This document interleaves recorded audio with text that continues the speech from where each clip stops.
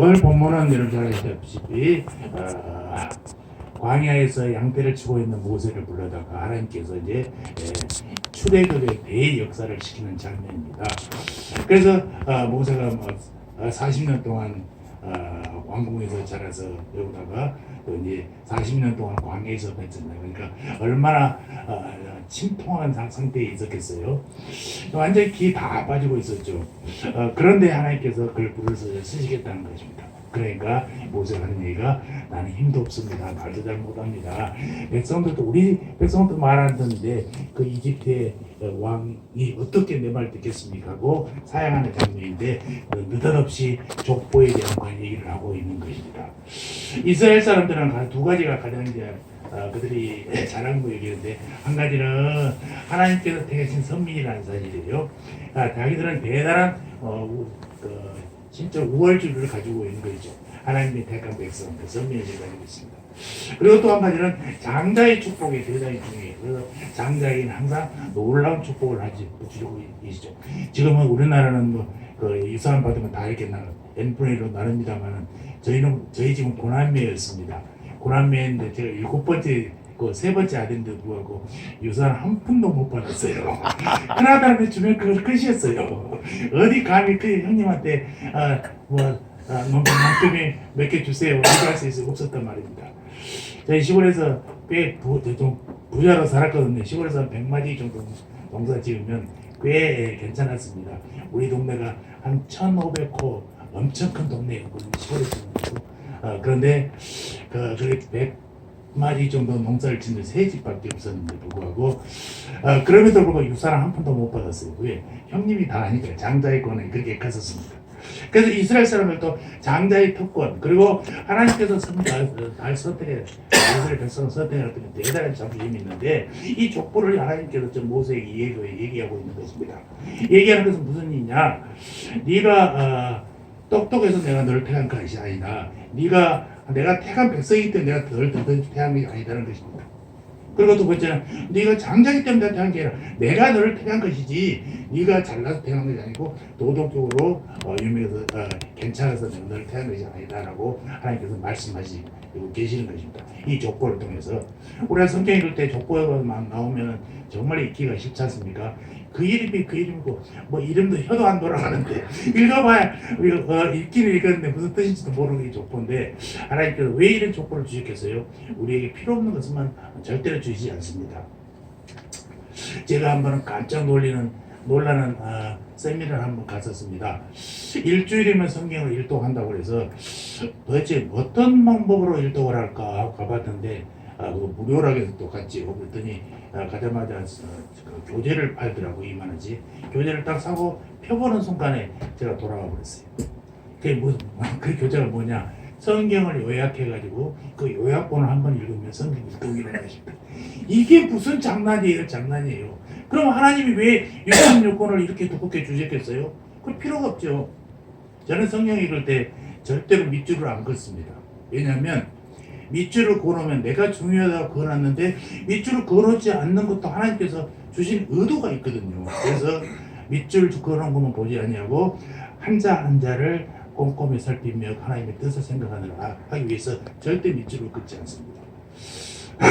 예, 자랑 한번 보려면 제 나름대로의 하나님의 뜻을 정뜻 받아들이기 위한 것이 있어요.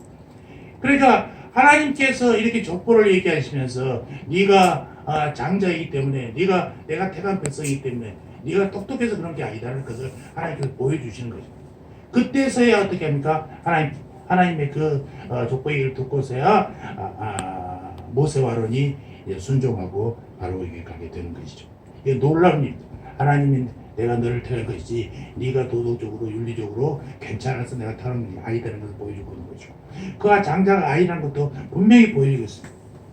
여러분 거기에 쭉 나오는 인물 중에 창세기 35장 49장에 보면 루벤이라는 사람이 나오는데 그 아비의 첩인 비라와 근친 상관했던 자 아니겠어요? 시므온과 레이는 디나의 강간 사건으로 인해서 세겜을 완전 쑥대밭을 내버립니다.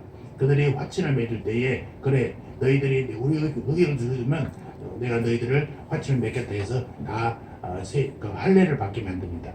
남자들 세계의 남자들 다 할례를 받고 누워 있는데 가서 칼로 콕 찔러 죽이거든요. 이건 정말 아주 잔인무도한 적 이런 짓을 한 사람들이. 그러니까 모세의 조상들이 하나님께 택함받은 것은 그들 자신의 도덕성이나 그들이 어렵기 때문에 그런 게 아니고 완전한 하나님의 선택에 의한 것이지 너희들을 보고 한 것이 아니다는 거죠. 저도요 어리석게도 제가 엄청난 수술을 5번이나 하고 목회자가 됐습니다만은 처음에 하나님께 기도하기를 내가 목회자가 되겠다고 기도하기를 하나님께서 나에게 능력 주시면 내가 멋있는 목회를 하나님 하겠습니다라고 기도했더니 하나님께서 주신 것이 그게 네 일이냐 내 일이지 하는 응답을 주시는 거예요. 얼마나 창피했는지 몰라요. 나는 하나님께서 능력 주시면 내가 한번 멋들이 한번 해보려고 했거든요. 근데 바로 응답을 주시는 거예요. 그건 내 일이지 네 일이 아니야. 그 말에 얼마나 놀랐는지. 저는 처음에 수술을 통해서 하나님께서 얼마나 감사했는지 저는 지금도 목욕탕에 가면 여기서 여기까지 큰 상처가 있고요. 여기는 6개 여기는 4개 구멍이 뚫리고 이쪽에 또 상처가 있습니다. 가슴에 상처 있는 사람들이 방금 목욕탕에 가기를 아주 꺼려합니다만은 저는 옷을 벗을 때마다 거울에 보는 나를 보면서 하나님께서 나를 사용하시기 위해서 이렇게 칼을 대줬구나 하면서 은혜를 받습니다. 부끄럽잖아요. 이게 자랑스러운 거죠. 처음에 제가 이 큰 수술을 받을 때는 심장 위에 6cm, 4cm 엄청난 큰 혹이 달려 있었어요. 이 혹이 암덩어리는 아닌데 우리 이거 사마귀 같은 겁니다. 그러니까 자라기는 자라는데 아주 미세하게 자라고 1년에 한 1cm도 안 자라요. 그렇게 하니까 6cm면 얼마나 컸겠습니까? 상당히 오랫동안 있었는데 몰랐단 말입니다. 저는 우리 집사람하고 결혼을 늦게 했는데 40이 넘어서 결혼했는데 우리 집사람이 병원에 있다 보니까 건강 검진을 해야 결혼을 하겠다는 거예요. 그래서 피를 뽑아서 피를 뽑으면 36가지인가가 그 건강 검진 체크되더라고요. 그런데 다행히 거기 통과는 됐어요. 아무 없었어요. 근데 결혼하고 한 달 만에 금산에 우리 합창단이 차장을 하러 갔는데 그날따라 되게 피곤한 거예요. 그러니까 눈이 자꾸 이쪽으로 이렇게 어른을 한단 말이에요. 우리가 피곤할 때 이 어른을 보이잖아요. 그런 상태에서 있어 보니까 이제 운전할 수가 없는 거예요. 왜냐면 앞차의 거리가 이게 가늠이 안 돼.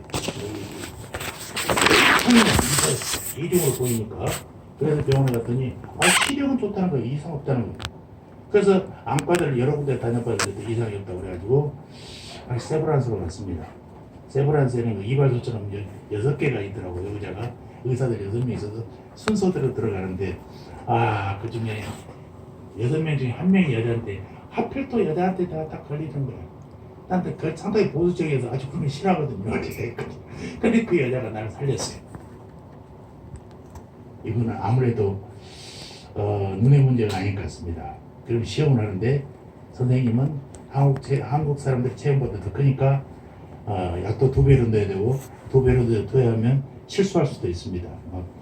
와르를 싸버릴 수도 있다고 그러면서 또 반응해요. 그런데 그 주사를 맞고 나니 놀랍도록 그 사람들이 말로 원더풀을 외치는 거예요. 왜냐 그 교과서에 나온 대로 5분, 3분, 5분, 7분 이렇게 체크하는데 딱 8분쯤 되니까 또 눈이 다시 합쳐지는 거예요. 이렇게 일개표 막 이런 게 있잖아요. 그거 보니까 어른을 하다가 딱 하나는 맞춰지는 거예요. 보입니다 그랬더니 그 사람들이 원더풀 하는 거예요.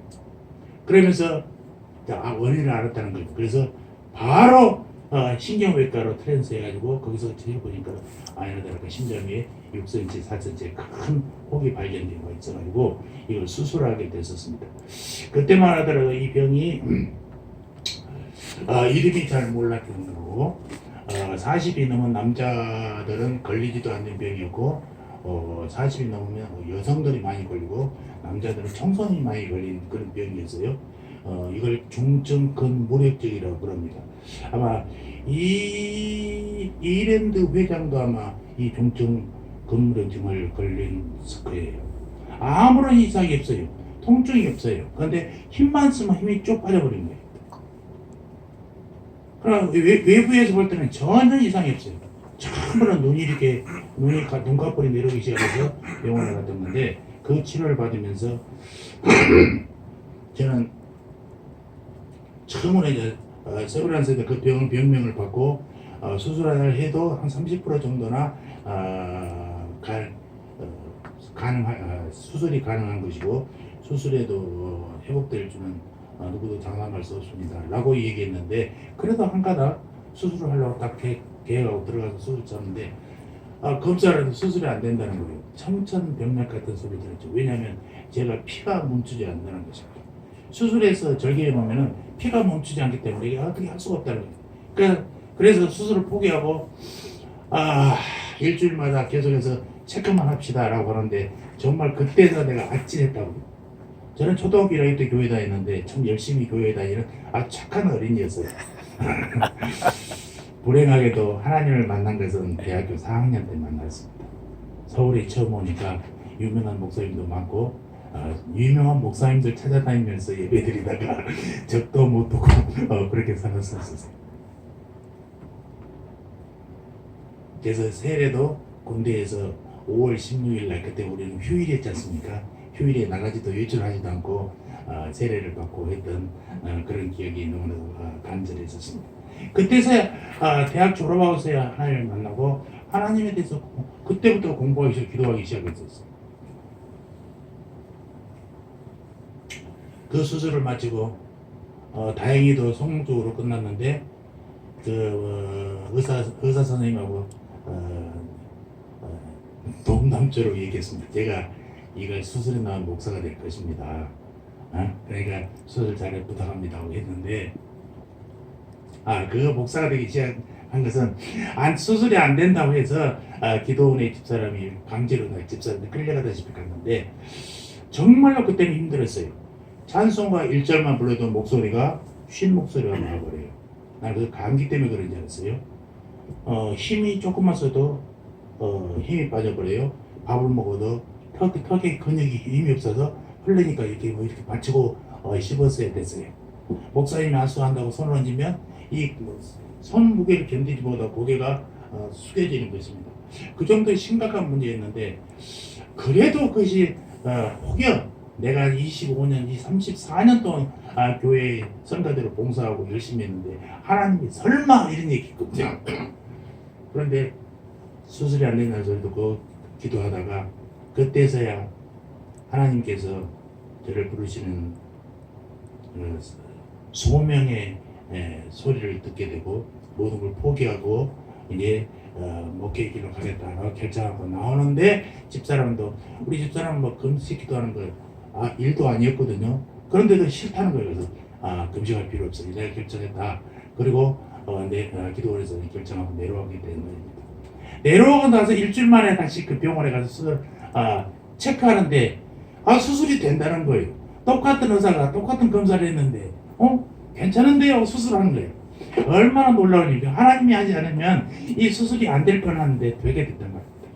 그러고 나서 끝나고 그 의사에게 제가 목소리가 안 좋았던 것은 지금은 많이 좋아졌습니다만 제 성대가 수술을 하면서 성대를 관장하는 신경 하나를 건드려 버렸답니다. 의사가 자기가 고백을 하더라고요. 그래서 하나가 마비된 상태입니다. 그래서 이게 성대가 두 개가 왔다 갔다 해야 되는데 한쪽은 마비되니까 이게 여기까지만 가고 못 가는 겁니다. 이게 53일 걸렸습니다. 53일 만에 처음으로 성대의 울림 소리가 나오고 그러기 시작했던 거예요. 제가 신학교 갈 때만 하더라도 이런 목소리가 전혀 아니었거든요. 성대가 울리지 않는 그런 소리, 이런 소리밖에 안 났어요. 상대방에게 말을 전할 수 없어요. 전화상으로는 울리지가 않으니까 전화가 안 되는 거예요. 전화할 수 없어요. 정말로 답답했어요. 근데 정말 말을 못해서 답답한 게 아니라 찬양할 수 없는 게 정말 그때 답답했어요. 허밍도 안 되는 거예요. 허밍도. 왜? 성대가 울리지 않으니까 허밍도 안 되는 거예요. 그래서 생각이 나는 게 공기는 나오니까 악기를 배우자 해고 트럼펫을 참으로 돈을 주고 배웠습니다. 제가 우리 집사람 어깨 너머로 플루트 좀 하고요. 뭐 애인가라는 거 다 하는데 이 트럼펫은 소리가 안 나는 거예요. 소리가 입술이 디드니까. 그래가지고 개인적으로 돈을 주고 배우기 시작했었죠. 그래서 트렌드를 조금 했는데 요즘에는 아직 손을 안 대니까 저는 되는지 안 되는지 모르겠습니다. 그래서 1년 수술하고 1년 지나고 나서 그 의사가 처음으로 완치 판정을 내렸습니다. 자기가 세브란스에서 150명 정도를 수술했는데 선생님이 제가 완치 판정 내린 사람 중에 처음입니다라고 그러더라고요. 그때 내가 농담으로 그 의사 선생님한테 아니 내가 목사가 된다고 했는데 내 목소리를 이렇게 만들어보면 어떻게 합니까? 그랬더니 웃으시면서 하시는 말씀이 어때서요? 소리가 들리면 될 거 아니에요. 이 목소리, 이 소리에 뒤통수를 맞았습니다. 제가 그 바리톤 괜찮은 목소리에 너무나 혼자 취해 있었는데 하나님이 탁 때리는 거예요. 그 목소리가 무엇을 어때서? 이 목소리가 어떠냐 이 말이에요. 여러분 제 말씀 잘 들으시죠? 이러면 되는 거 아니에요? 이 얘기. 그래서 하나님한테 정말로 뒤통수를 맞은 것은 생각, 그때 감정을 가지고 그 다음부터는 제 목소리를 전혀 타하지 않고 어디 가서나 얘기할 수 있었습니다. 저번에도 한번 김영덕 장로님이 저한테 오더니 아니 김목사 왜 목소리가 그래 그러고 얘기하시더라고요. 저는 아직도 한쪽 성대 가지고 이런 소리를 내고 있습니다. 하나님께서 소리를 내주시면 얼마나 감사해요. 이것도 제가 한 10년 후에 살았다니까요.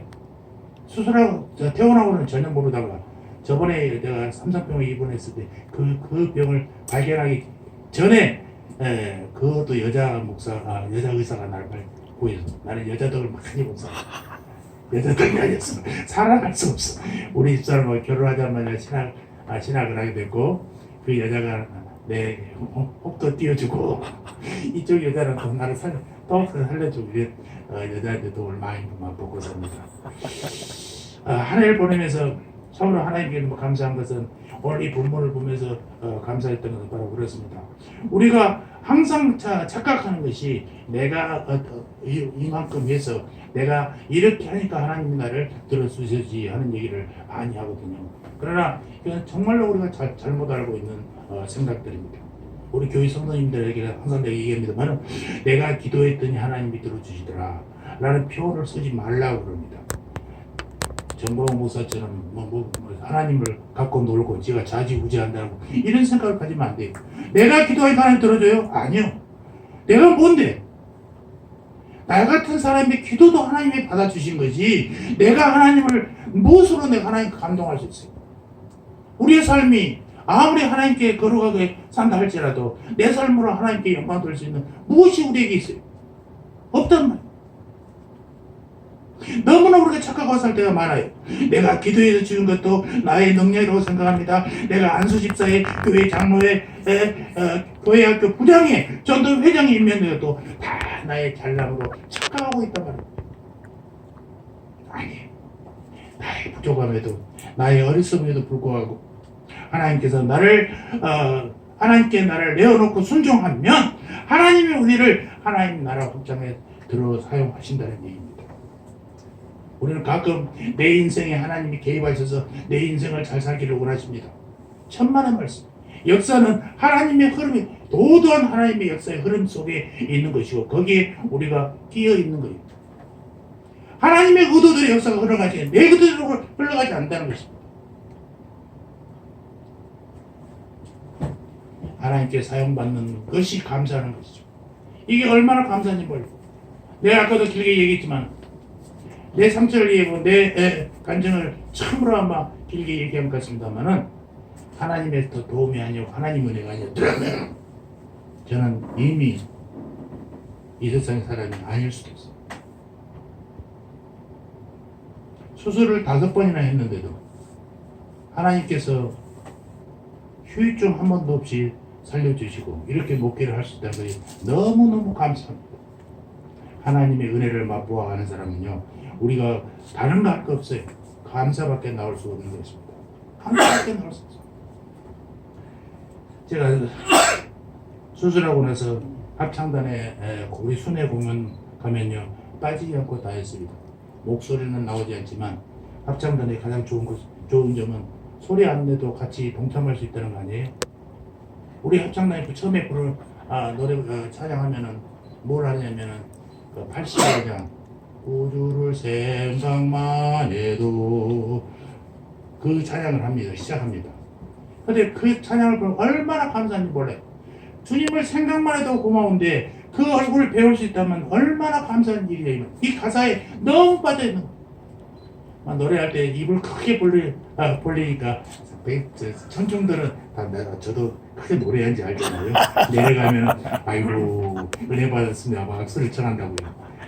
속으로 얼마나 죄송하고 감사한지 말은 못하고 고개만 숙이고 말 못해 소리가 안 나오니 못해 고개만 숙이고 다니면서 너무나 감사하고 그 찬양을 시작하면 눈물이 쭉 한 일주일 동안 그 가사를 생각하면서 눈물을 흘렸던 기억이 좀 여러분 우리가 에베소서 2장 8절 9절을 같이 한번 읽으면서 설교를 마치려고 합니다. 하나님의 은혜에 어떻게 우리가 보답해야 될 것인가를 생각하게 한 거죠. 다 같이 볼까요? 에베소서 2장 8절 9절 다 같이 한번 읽어봅시다.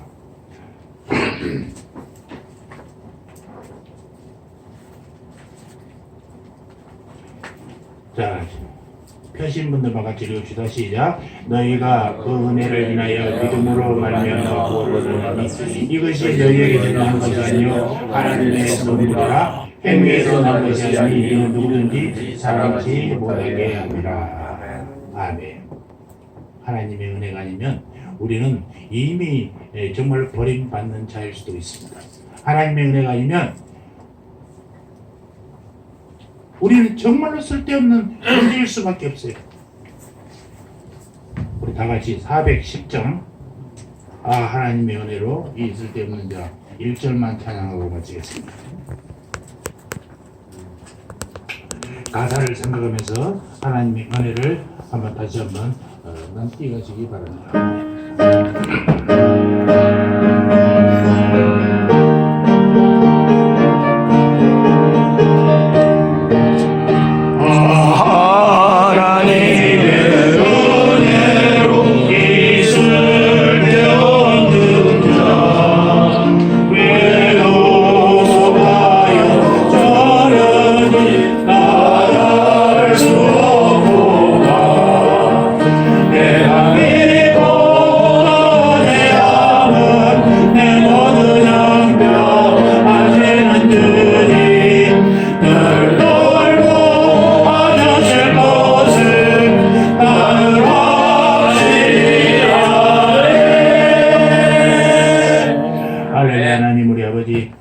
십자기를 들어 사용하시려 기뻐하시는 주님이시여 오늘 세암교회로 불러주시고 이 새벽 주님을 찬양하며 경배하게 하시니 감사합니다.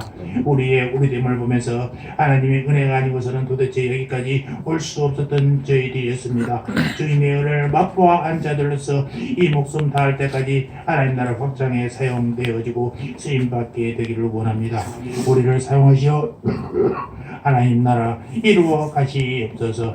동기들의 가정을 축복하여 주시옵시고 자녀와 삶의 터전도 축복하여 주시옵소서. 감사합니다. 예수님 이름으로 기도합니다. 아멘.